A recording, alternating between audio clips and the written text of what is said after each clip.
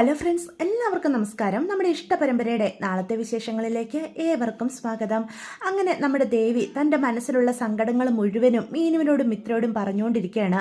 അപ്പം ദേവിയുടെ നിസ്സഹായ അവസ്ഥ കാണുന്ന മീനുവിനും മിത്രയ്ക്കും ഒരുപാട് സഹതാപം തോന്നുക. ഏടത്തി തെറ്റ് ചെയ്തിട്ടുണ്ട്, പക്ഷെ നിവർത്തികേടുകൊണ്ടാണ് എന്ന് ബോധ്യപ്പെടുകയാണ്. ഏടത്തിയുടെ അച്ഛനും അമ്മയുമാണ് ഓരോ കാര്യങ്ങളും ചെയ്യാനായിട്ട് ഏടത്തിയെ നിർബന്ധിച്ചതെന്ന് അവർക്ക് മനസ്സിലാകുന്നുണ്ട്. പക്ഷേ ആനന്ദിനോട് ചെയ്ത തെറ്റുകൾ ഒരിക്കലും തെറ്റലായതായി പോകുന്നില്ല എന്നും അവർക്കറിയാം. പെട്ടെന്ന് മീന് ചോദിക്കുന്നുണ്ട്, ഏടത്തിക്ക് ഞങ്ങളോട് ആരോടെങ്കിലും ഒരു വാക്ക് പറഞ്ഞുകൂടായിരുന്നോ? എന്തിനാ ഇങ്ങനെ വീണ്ടും വീണ്ടും കള്ളങ്ങൾക്കുമേൽ കള്ളങ്ങൾ പറഞ്ഞ് ഇവിടെ നിലനിൽക്കാനായിട്ട് നോക്കിയത് എന്ന് ചോദിക്കാം. അത് കേൾക്കുന്ന ദേവി പറയും, ഞാൻ ഓരോ തവണയും സത്യങ്ങൾ പറയാനായിട്ട് ശ്രമിച്ചതാ, പക്ഷെ എനിക്ക് പേടിയായിരുന്നു. ഇപ്പോൾ നിങ്ങൾ എന്നോട് കാണിക്കുന്ന ഈ സ്നേഹമൊക്കെ നഷ്ടപ്പെടുകയെന്നുള്ള ഭയം. പക്ഷെ സത്യങ്ങൾ പറഞ്ഞിരുന്നെങ്കിൽ ഇവിടെയുള്ളവർ എന്നെ ഇത്രയധികം വെറുത്തു പോകുമായിരുന്നില്ല എന്നും പറഞ്ഞ് കരയാണ് കേട്ടോ. പെട്ടെന്ന് ഗോമതി ദേവിയും മീനും മിത്രയും കൂടി ഇരിക്കുന്ന ആ റൂമിലേക്ക് വരികയാണ്. അപ്പോൾ ഗോമതിയുടെ മട്ടും ഭാവമൊക്കെ കാണുമ്പോൾ ദേവി പേടിച്ചരണ്ടാണ് അവിടെ നിൽക്കുന്നത്. നിങ്ങൾ എന്താ ഇവളോട് സംസാരിച്ചുകൊണ്ടിരിക്കുന്നത്? മീനു, ഒരു കാര്യം ഞാൻ പറഞ്ഞേക്കാം, ഇവളെപ്പോലൊരുത്തിയോട് ഇനി ഒരു സഹതാപവും കാണിക്കേണ്ട ഒരാവശ്യമില്ല. എൻ്റെ ആനന്ദിൻ്റെ ജീവിതം വെച്ചാൽ ഇവള് കളിച്ചത്. ഇവിടെ ഉള്ളവരോടെല്ലാം കള്ളം പറഞ്ഞ് പറ്റിച്ച് എത്ര നാളായി ഇവളിങ്ങനെ ജീവിക്കാൻ തുടങ്ങിയിട്ട്. ഇവളെ ഞാൻ എന്തുമാത്രം സ്നേഹിച്ചതാ. ആ സ്നേഹത്തിന് ഒരല്പമെങ്കിലും വില ഇവള് നൽകിയിരുന്നെങ്കിൽ എന്നോടും ഈ കുടുംബത്തോടും ഇത്രയും വലിച്ച് അത് ചെയ്യുമായിരുന്നോ എന്ന് ചോദിക്കാം. അപ്പം ദേവിയാണെങ്കിൽ ഗോമതിയുടെ മുന്നിൽ കൈ കൂപ്പി നിന്ന് കരയാ. അമ്മേ, എന്നോട് ക്ഷമിക്കമ്മേ എന്നും പറഞ്ഞുകൊണ്ട് കരയാ. എല്ലാം എൻ്റെ തെറ്റാണെന്ന് എനിക്കറിയാം, പക്ഷെ എൻ്റെ മുന്നിൽ വേറെ വഴിയില്ലായിരുന്നു. എന്നെ ഇങ്ങനെ വെറുക്കല്ലേ അമ്മേ എന്നും പറഞ്ഞ് കരയാണ്. അത് കാണുന്ന ഗോമതിക്ക് വീണ്ടും ദേഷ്യം വരിക. ആരാടി നിന്റെ അമ്മ? എന്നെ അമ്മയെന്ന് വിളിക്കാനായിട്ട് നിനക്ക് എന്ത് അർഹതയുണ്ടടി എന്ന് ചോദിക്കുകയാണ്. നിന്നെ ഞാൻ എന്തുമാത്രം വിശ്വസിച്ചതാ. വിശ്വാസവഞ്ചന ഈ ഗോമതി ഒരിക്കലും ക്ഷമിക്കില്ല. എൻ്റെ മറ്റൊരു മുഖം നാളെ നിന്റെ ഫ്രോഡ് അച്ഛനും അമ്മയും കണ്ടോടി എന്ന് പറയാണ്. നീ നിന്റെ കുടുംബവും ഒരിക്കലും നന്നാവില്ല, നശിച്ചു പോത്തേ ഉള്ളൂ എന്നും പറഞ്ഞ് പ്രാഗുവാണ് കേട്ടോ. അത് കേൾക്കുന്ന ദേവി ചെവി രണ്ടും പൊത്തി പിടിക്കുക. പെട്ടെന്ന് മീനും മിത്രം കൂടി പറയും, എന്താ അമ്മയെ കാണിക്കുന്നത്? എന്തൊക്കെയാ വിളിച്ചു പോകുന്നത് എന്ന് ചോദിക്കാം. നിങ്ങൾക്ക് ഇവളോട് സഹതാപം കാണും, പക്ഷെ എൻ്റെ കുടുംബത്തോട് ഇത്രയും വലിയ ചതി ചെയ്ത് ഇവളോട് ഒരിക്കലും ഞാൻ ക്ഷമിക്കില്ല. അവളുടെ പൂങ്കണ്ണീര് കണ്ടില്ലേ? ഈ കണ്ണുനീര് പോലും കള്ളവായിരിക്കും. അടുത്ത എന്ത് കള്ളം പറഞ്ഞ് ഈ വീട്ടിൽ പിടിച്ചു നിൽക്കാന്നായിരിക്കും ഇവള് ചിന്തിച്ചു കൂട്ടുന്നത്. പക്ഷെ ഇനി നിനക്ക് ഈ ദേവമംഗലത്ത് സ്ഥാനമില്ല. ഇനി ഒരു നിമിഷം പോലും നീ ഇവിടെ നിൽക്കാനും പാടില്ല. അതാ ഞാൻ ആഗ്രഹിക്കുന്നത്. പിന്നെ രാത്രി ആയതുകൊണ്ട് മാത്രം നിന്നെ ഞാൻ തെരുവിലേക്ക് ഇറങ്ങി വിടുന്നില്ല. നാളെ നേരം വെളുക്കുമ്പോൾ നിന്റെ അച്ഛനെയും അമ്മയും കൂട്ടി നീ ഇവിടുന്ന് പൊയ്ക്കോണം എന്ന് പറയാണ്. അപ്പോൾ വീണ്ടും ദേവി കരയാ. അമ്മേ, എന്നെ ഉപേക്ഷിക്കല്ലേ അമ്മേ, എന്നെ ഇവിടുന്ന് പറഞ്ഞയക്കല്ലേ എന്നും പറഞ്ഞ് കരയാണ്. ആരാണ് നിന്റെ അമ്മ?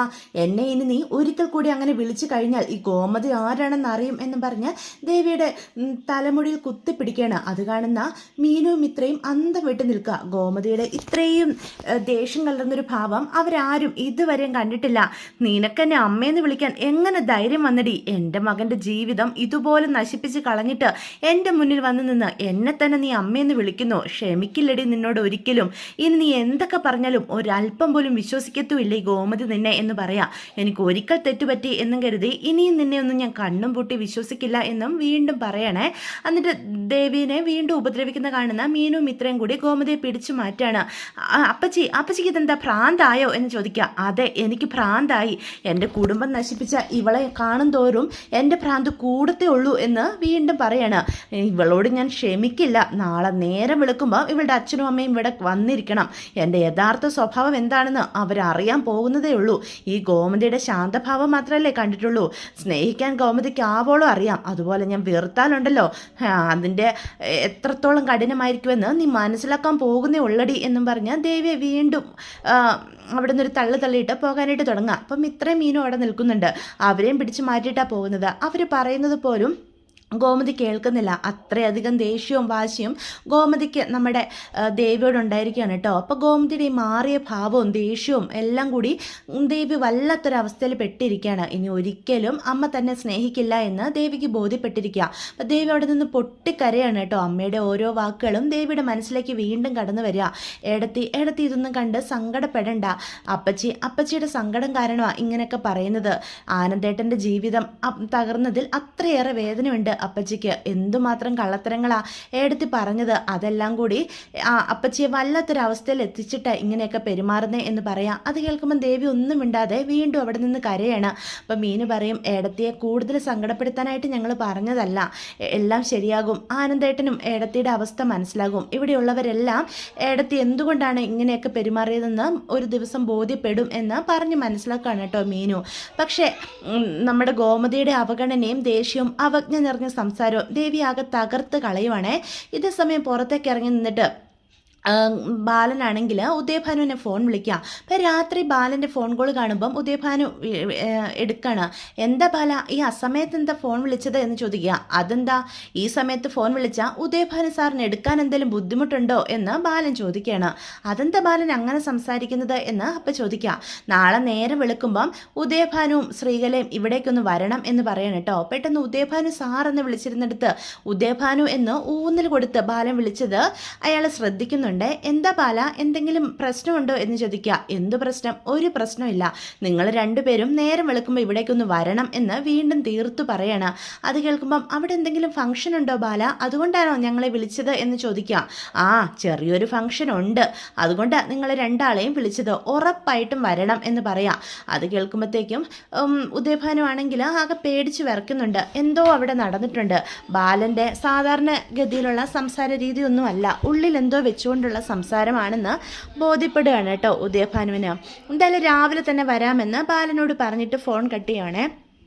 അപ്പം ആകെ ഭയന്ന് വിറച്ചാണ് നമ്മുടെ ദേവി റൂമിൽ നിന്ന് പുറത്തു പോലും ഇറങ്ങാതെ അവിടെ തന്നെ ഇരിക്കുവാണ് കേട്ടോ. ഇതേസമയം ആനന്ദാണെങ്കിലും അകത്തകർന്ന് എന്ത് ചെയ്യണമെന്നറിയാതെ ഒരു മൂലയിൽ കരഞ്ഞുകൊണ്ടിരിക്കുകയാണ്. ആനന്ദിൻ്റെ അവസ്ഥ കാണുന്ന ഗോമതിക്ക് സഹിക്കാൻ പോലും സാധിക്കുന്നില്ല. ഗോമതി അടുത്തേക്ക് ചെല്ലുകയാണ്. മോനെ നീ ഇങ്ങനെ കരഞ്ഞ് ഇരിക്കല്ലേടാ, നീ സമാധാനപ്പെട്, നമുക്കെല്ലാം ശരിയാക്കാം എന്ന് പറയാം. നിന്നോടും ഈ കുടുംബത്തോടും ഇത്രയും വലിയ ചതി ചെയ്ത ശ്രീദേവി ഉണ്ടല്ലോ, അവളിനി ഒരു നിമിഷം പോലും ദേവമംഗലത്ത് ആവശ്യമില്ല. നാളെ നേരം വെളുക്കട്ടെ അവളുടെ അച്ഛനോടും അമ്മയോടും വരാൻ പറഞ്ഞിട്ടുണ്ട്, അവരുടെ കൂടെ അവളെ പറഞ്ഞയക്കണം എന്ന് പറയണം കേട്ടോ. അത് കേൾക്കുമ്പോഴും ആനന്ദ് ഒന്നും മിണ്ടാതെ നിൽക്കുകയാണ്. ആനന്ദിൻ്റെ ഈ തകർന്ന അവസ്ഥ ബാലനെയും ഗോമതിക്കും അത്രയധികം വേദന ഉണ്ടാക്കുകയാണ് കേട്ടോ. അപ്പം ബാലനാണെങ്കിൽ മുറിയിൽ പോയി ഇങ്ങനെ വേദനയോടെ ഇരിക്കുമ്പം ഗോമതി അടുത്തേക്ക് ചെല്ലാം. എന്നിട്ട് പറയും, ബാലേട്ട ഞാൻ ബാലേട്ടനോട് ഒരുപാട് ദേഷ്യപ്പെട്ടു, എനിക്കറിയാം, പക്ഷേ എനിക്ക് പറയാതിരിക്കാൻ സാധിക്കുന്നില്ലായിരുന്നു ബാലേട്ട. ഒന്നും ചിന്തിക്കാതെ അന്വേഷിക്കാതെ ബാലേട്ടൻ എന്തുകൊണ്ടാണ് ദേവിയെ പിടിച്ച് ആനന്ദിൻ്റെ തലയിൽ വെച്ചത്? എല്ലാ കാര്യങ്ങളും 100 വട്ടം ചിന്തിച്ച് ചെയ്യുന്ന ആളല്ലേ ബാലേട്ടൻ എന്ന് ചോദിക്കുക. എനിക്ക് സഹിക്കാൻ കഴിഞ്ഞില്ല, നമ്മുടെ കുഞ്ഞിൻ്റെ ജീവിതം ഇനി എന്താകും എന്ന് ചോദിക്കുക. പെട്ടെന്ന് ബാലൻ നമ്മുടെ ഗോമതിയുടെ മുന്നിൽ നിന്ന് കരയുവാണ് കേട്ടോ. എന്നോട് ക്ഷമിക്കു ഗോമതി, എൻ്റെ ഭാഗത്തു നിന്ന് വന്ന മിസ്റ്റേക്കാ. അയാളുടെ പഞ്ചാര വാക്കുകളിൽ ഞാൻ വീണുപോയി. അയാൾ പറയുന്ന ഓരോ വാക്കുകളും സത്യമാണെന്ന് ഞാൻ കരുതി, അതുകൊണ്ട് കൂടുതലൊന്നും അന്വേഷിച്ചില്ല. ആനന്ദിൻ്റെ കല്യാണം ആർഭാടപൂർവ്വം നടത്തി. ഈ കുടുംബത്തിനും ആനന്ദിനും പറ്റിയ ഏറ്റവും നല്ല പെൺകുട്ടിയെ തന്നെ കണ്ടെത്തിയെന്നുള്ള അഹങ്കാരം എനിക്കുണ്ടായിരുന്നു. അതാ ഇന്ന് അവസാനിച്ചത്. ഇത്രയധികം നുണകൾ പറയാനായിട്ട് അവൾക്ക് എങ്ങനെ സാധിച്ചു എന്ന് വീണ്ടും ചോദിക്കാൻ കേട്ടോ. ഇത് കേൾക്കുന്ന ഗോമതി പറയും, ഇനി അവളെ ഈ കുടുംബത്തെ ആവശ്യമില്ല ബാലേട്ട, അവളെ എന്ന ശല്യം എന്നേക്കുമായി ഈ കുടുംബത്തിൽ നിന്ന് നമുക്ക് നീക്കം ചെയ്യണം. എങ്കിൽ മാത്രമേ എനിക്ക് സമാധാനം കിട്ടുള്ളൂ. നാളെ വരുന്നുണ്ടല്ലോ അവളുടെ അച്ഛനും അമ്മയും, അവരോട് എനിക്ക് 2 വർത്തമാനം പറയണം. മകളെ കെട്ടിച്ചയക്കാൻ വേണ്ടി എന്തുമാത്രം കള്ളത്തരങ്ങളാ രണ്ടും കൂടി കാട്ടിക്കൂട്ടിയത്. സത്യം പറഞ്ഞാൽ രണ്ടിനെയും പോലീസ് സ്റ്റേഷനിൽ കയറ്റുക വേണ്ടത്. ഇത്രയും വലിയ ചതി ചെയ്തതിന് വഞ്ചനയല്ലേ അവർ നമ്മളോട് ചെയ്തത് എന്ന് ചോദിക്കുകയാണ് കേട്ടോ. അപ്പോൾ ബാലൻ അതിനൊന്നും മറുപടി പറയുന്നില്ല. പെട്ടെന്ന് ബാലേട്ടൻ എന്താ ഒന്നും മിണ്ടാതെ നിൽക്കുന്നേ എന്ന് ചോദിക്കുകയാണ് ഗോമതി.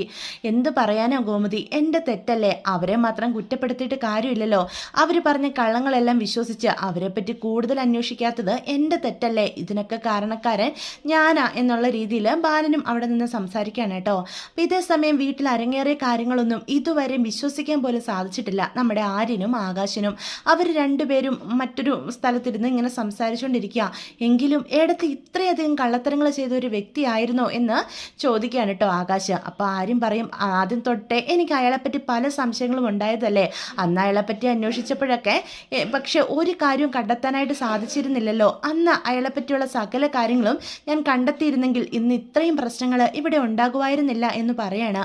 അത് കേൾക്കുന്ന ആകാശ് പറയും, സാരമില്ലടാ, അത് നിന്റെ തെറ്റല്ലല്ലോ, നീ അന്വേഷിച്ചതല്ലേ, അയാളെ എല്ലാ പഴുതുകളും അടിച്ചാ മുന്നോട്ട് വന്നത്, അതുകൊണ്ടാണ് നമുക്ക് അയാളെപ്പറ്റിയുള്ള ഒരു കാര്യങ്ങളും കണ്ടെത്താൻ കഴിയാതിരുന്നത്. പക്ഷെ പാവം ആനന്ദേട്ടൻ എന്തുമാത്രം വേദന അനുഭവിച്ചു. ആ മനുഷ്യൻ നെഞ്ചുരുകി ഇവിടെ കഴിയുമ്പോഴും നമ്മളെല്ലാവരും ആനന്ദേട്ടൻ്റെ മുന്നിൽ ചിരിച്ച് കളിച്ച് എത്ര തവണ നിന്നു. ആനന്ദേട്ടൻ്റെ മനസ്സിൽ കുഞ്ഞു പോയ നഷ്ടം മാത്രമായിരുന്നില്ല, വഞ്ചനയുടെ വേദനയും ഒക്കെ ഉണ്ടായിരുന്നില്ലേ എന്ന് പറയാം. അപ്പം ആരിനും അത് ശരിവെക്കുക. അതെ, ഏട്ടൻ പറഞ്ഞത് വളരെ കറക്റ്റാ. ആനന്ദേട്ടൻ പാവം ഒരുപാട് സ്ട്രഗിൾ ചെയ്തു. വിശ്വാസവഞ്ചന ഒരാൾക്ക് സഹിക്കാനായിട്ട് സാധിക്കില്ല എന്ന് പറയാണ്. അങ്ങനെ രാവിലെ തന്നെ നമ്മുടെ ഉദയഭാനു ശ്രീകലയും ദേവമംഗലത്തേക്ക് വരുന്നുണ്ട്. അവിടെ നമ്മുടെ ഗോമതിയുടെ വക താണ്ഡവം തന്നെയാണ് അവരെ കാത്തിരിക്കുന്നത്. ശാന്തസ്വരൂപയായ ഗോമതിയൊന്നുമല്ല, യഥാർത്ഥത്തിൽ ഗോമതി എത്രമാത്രം ദേഷ്യക്കാരിയാണെന്ന് ബോധ്യപ്പെടുത്തുവാണ്. അവരെ സ്വന്തം കുടുംബത്തെയും മക്കളെയും വേദനിപ്പിച്ചാൽ ഏതറ്റം വരെയും പോകുന്ന ഗോമതിയെ അവർക്കവിടെ കാണാനായിട്ട് സാധിക്കും കേട്ടോ. അപ്പോൾ ഇതൊക്കെയാണ് വിശേഷങ്ങൾ. വീഡിയോ ഇഷ്ടപ്പെടുവാണെങ്കിൽ ചാനൽ ഒന്ന് സബ്സ്ക്രൈബ് ചെയ്യാൻ മറക്കരുത്. ലൈക്ക് ചെയ്തും ഹൈപ്പ് ചെയ്തും ഒക്കെ ഒന്ന് തന്നെ സപ്പോർട്ട് ചെയ്യണേ. അപ്പോൾ എല്ലാവർക്കും ഗുഡ് ബൈ.